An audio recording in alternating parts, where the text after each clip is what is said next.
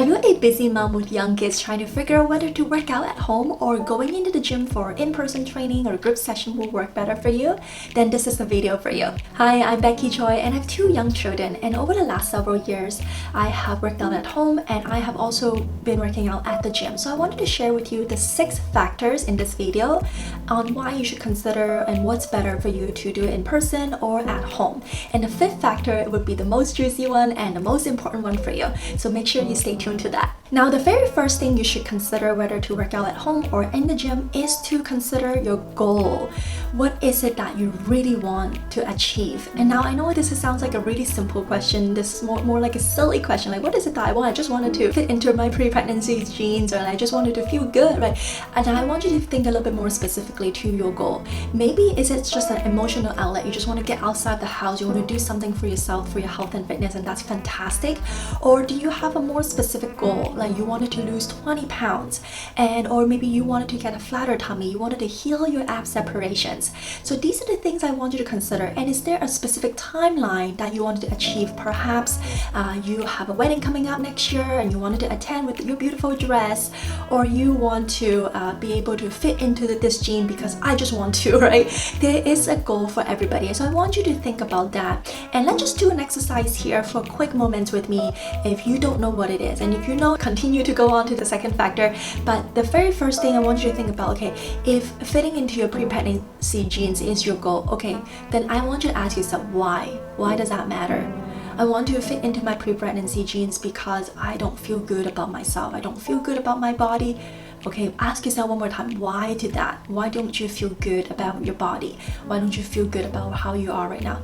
Yeah, I feel like I'm a terrible mom. I don't have that energy. I don't have the confidence. I feel like I can't show my girl to appreciate their body. So that's a really, really powerful goal for you. So I want you to remember that, jot it down on a piece of paper. This is what you really want. It's not just fitting into a pre-pregnancy jean. It's actually to feel good, feel confidence, to be that role model for your daughters. So think about that. That is so much more powerful. That layers is so much more inside of it than just the superficial of fitting into the clothes. So what, right? Now, the second factor that you should consider whether to work out at home or in person at the gym is to consider what kind of equipment do you currently have at home. So look at what you have at home right now. Do you have barbells? Do you have dumbbells? What kind of range of dumbbells do you have? Is it just the light sets of weight? Or do you have Pilates ball? Do you have yoga mats? Or maybe you have a stationary bikes. So take a look at what you currently have, and then you wanted to know, okay, what kind of equipment do you need in order to reach your goal? And maybe you're not sure because you don't know what kind of structure that you want, and maybe you don't even know where to start. So, but I just want you to think about what kind of things that you have at home first, because the next few factors is going to help you to achieve that. And if you don't, let's say you have some dumbbells at home, but do you consider getting a couple more dumbbells at home, or can you do that? Do you have that space to, let's say, get a barbell set up, get at home gym set up? Do you have that space? So right, space is something important factor to consider. I live in a house, but like our house is like cramped with like toys and all the stuff, and you know, we just have so much stuff in the house, and my house is not that big, and I just don't really have a lot of space. I just push this stuff over there, push that stuff over there. Maybe it would work, right? What space do you have at home? Maybe you don't need any dumbbells, right? Maybe you just want to use your body weights. Maybe you just want to do some cardio, strength training workout with your body weights. Maybe you don't need any. Maybe you just want to do yoga, so all you need is a yoga mat. So consider what you have at home, and if you have an idea of what you want to do, let's say you want to do strength training, right? I need dumbbells, I need barbells, or maybe I need a rack, right? So do you have those at home already? So think about the equipments that you have at home and maybe what possible can you add to your selections. The third factor you should consider whether to work out at home or in the gym or in the studio in person is convenience and flexibility. I can tell you, now that I'm going to the gym, I really only go there 2 to 3 times a week. I just don't have that time to get outside the house and go to the gym. It is a little bit of a roadblock for me because, you know, I do have to get dressed. I do have to just look somewhat okay to go to the gym, right? I can't just wear my pajamas and like have messy hair. Like I can, but like I just don't want to do that when I'm going in public. So I want you to consider that. And when I'm going to the gym, yeah, I'm going 2 to 3 times a week only. But versus when I was working out at home, I did that 7 days a week, and that include any stretching, recovery, yoga, and so I could do that very consistently at home. So because think about it, in the beginning of your fitness journey, you're gonna have all that momentum, like I'm going to reach my fitness goal, I'm going to lose 20 pounds, I'm gonna feel amazing, and then that motivation will die down slowly. Whatever it is true, like, you know, motivation doesn't just come, it has to be intrinsic. Nobody can motivate you. It has to come out as consistency, you know, as a lifestyle, as a habit. But the convenience piece will help. So there are a million things in front of you that you have to do in order for you to get outside the house to reach to your place. It's a time sucker, and it's not going to be convenient for you. So think about that part. Is your gym or the studio inside your workplace? Do you have a gym or studio inside your building already? Maybe perhaps, you know, some organization have have gym for their employees, or maybe your gym is just beside your house or beside your work. It's very convenient. You can go there right after work, right? You can just go out there. My gym is only about 5 minutes away from me, which is very convenient, and it's also beside their my kids' extracurriculum center. So when they go to do their stuff, I get to go to the gym very quickly and then go there to pick them up, which is totally okay for me because it is convenient. It's raining outside, you don't want to get wet, and maybe you're on your period, you just don't want to wear your grandma pants and don't feel good to go out. And these are all valid reasons, right? And conveniency, we are drawn to conveniency, and we just like to do that. If there are things in front of us, we will do it, right? But if you have to go outside the way and to do it, it's, you know, it's gonna take some work and mental toughness to get there. So think about what kind of resources you have currently, and don't let the inconvenience be the excuse for why you're not going to the gym and reach your fitness goal. Now on to the fourth factor, whether to choose to work out at home or in person at the gym or the studio, is time, right? We can all agree that as a mom now, time is not ours anymore. We don't have our me time anymore. We don't have that time. We don't have that luxury. It's hard. Our time is not ours anymore. Your kids get sick, you end up getting sick, the babysitter calls in sick, you become the mom, you become the teacher, maybe the teacher on strike, you become the teacher. It's crazy. There's so much responsibility on us, and everything is pulling us in all directions. Our times are precious as a mom. We need to protect the time so you can do the things that it matters to you. So think about how much time realistically do you have in a day to workouts, okay? So think about that. And I think also one thing not to miss is that, yes, okay, let's say you do have that 1 hour time for you. Do you want to use that 1 hour time to go to the gym? I know it sounds silly, right? But like, I was a person who never needed to work out before baby. You know, I was skinny, I was a typical Asian girl, you know, weight was never an issue for me. And so I never needed to go to the gym, and I never needed to work out in general.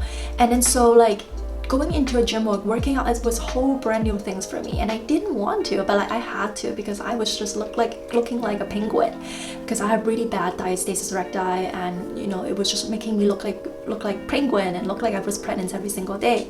So then I'm like, oh, you know what?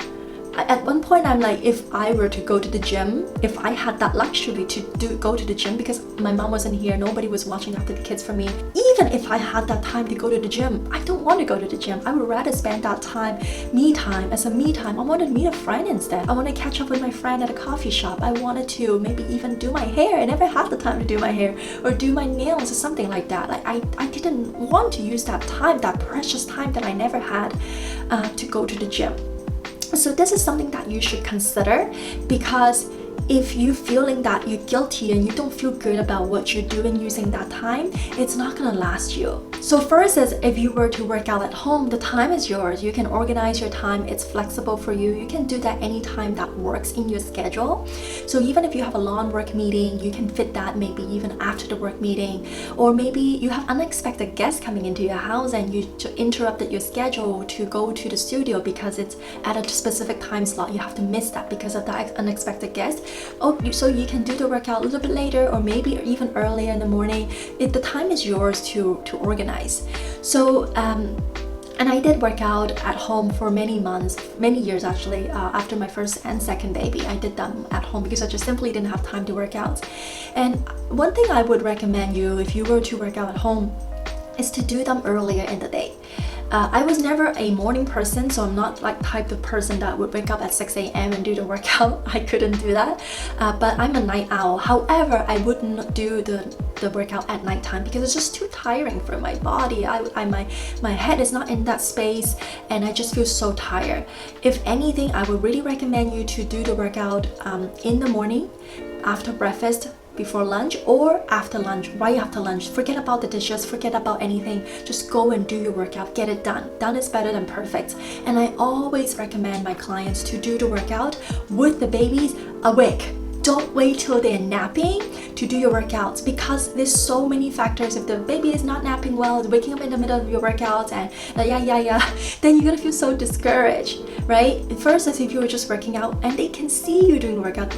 My toddler, my baby was watching me the whole entire time while I was on my fitness journey, and they were distracted at that time, and maybe sometimes they're napping and sometimes they're not, and sometimes they would just follow me and copy what I'm doing. It's super cute, and this is the memories that you can create and showing them what's possible if you're determined, if you're consistent to reach your goal. It's such a good role model example for your kids.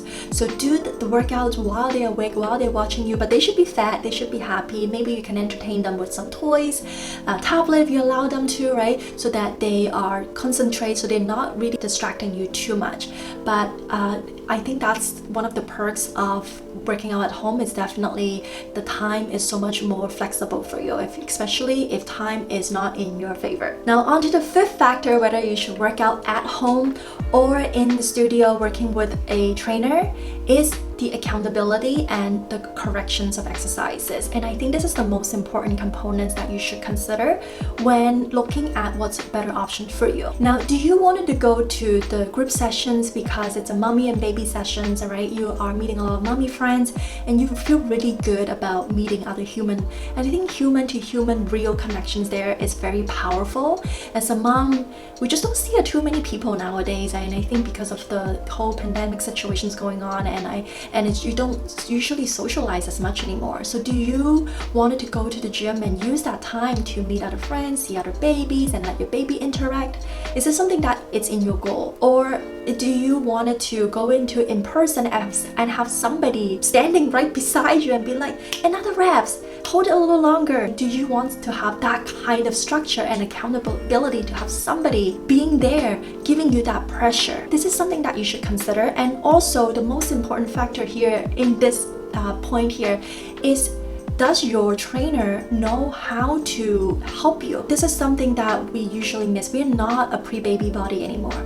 Our body went through a lot through our pregnancy, has a beautiful baby in front of you now, but your body also endure a lot of changes. So it's not about jumping back into exercise, doing cardio, doing treadmill and weightlifting, doing barbells and doing all of that to get you the result. It's a little bit different now. Maybe you have back pain, you have really bad back pain, you have sciatica pain, you have pelvic pain, or you had abdominal separations like me, a really bad one. I have 4 fingers. If you don't know how to check whether you have diastasis recti, I'll list a video here so you will know how to do that. But if you have diastasis recti and you have all these other problems, you need to have a specific structure and corrections feedback to help you pinpoint exactly what you need to do in order to reduce the pain, in order to heal your diastasis. Does your trainer know how to do that? Does your trainer correct your feedback rather than another rep, here, do another one, hold it a little longer, oh, hold this pose, but do they know how to correct it? So that's the accountability, that's the structure you want, right? And also, does this person know how to do it, right? It's just dancing around the core, right? Dancing, oh, you shouldn't be doing crunches, you shouldn't be doing plank when you have diastasis. Do they just dance around, skip that part and give you something else to do?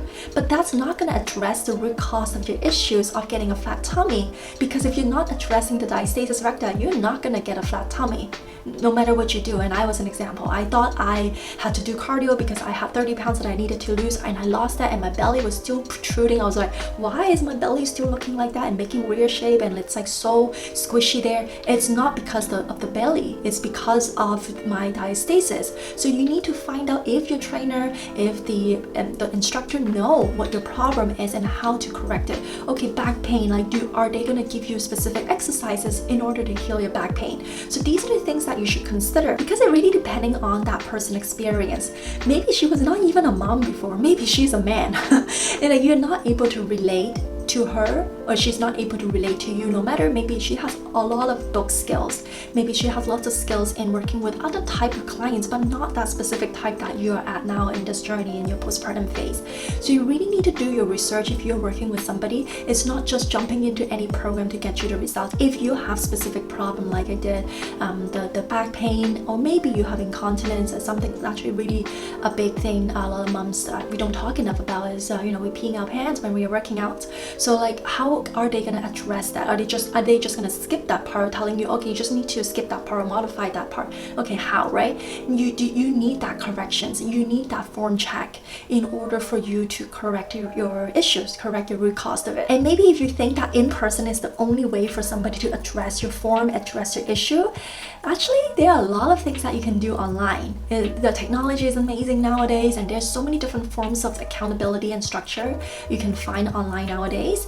My program, the Tummy Warrior Coaching Program, helping moms to heal their diastasis recti, is one of it. It's not a cookie cutter program that you see online, like they give you a YouTube and you just follow whatever, or maybe it's a cookie cutter program. But my program is actually a personalized program. Not only that, I do check in with my clients on a daily basis to make sure they are on track with their exercises and nutritions and how they're feeling. And also I make them to do mandatory video submissions. So they just film a quick videos over, and I can see how they're doing it. Is their form okay? And I specifically target on the stuff that they need to work on. I'm not just going to tell them to skip it or okay, just modify it, but I tell them exactly what they need to address in order for them to reach their fitness goal. So think about it. Do you have a specific fitness goal, like I was saying, the number one factor, or do you just want it to go outside and feel good and build a healthy habits?